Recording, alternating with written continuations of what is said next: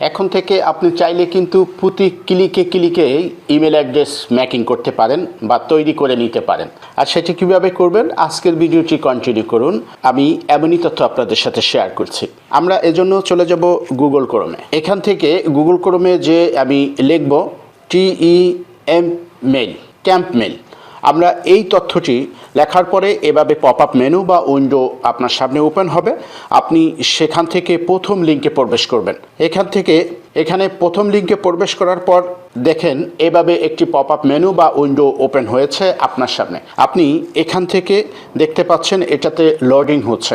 এই লোডিং হওয়ার পর অটোমেটিকলি একটি ইমেল ক্রিয়েট হয়ে গেছে।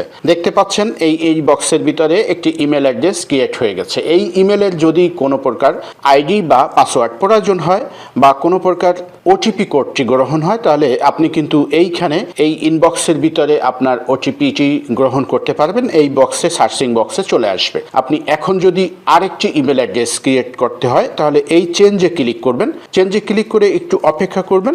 দেখবেন এই লোডিং অপশনে এই বক্সে পুনরায় আবারও একটি ইমেল অ্যাড্রেস ক্রিয়েট হয়ে যাবে। এই ইমেল অ্যাড্রেসটি আপনি চাইলে কপি করে এখান থেকে যে কোনো জায়গায় আপনি ব্যবহার করতে পারেন। That's it.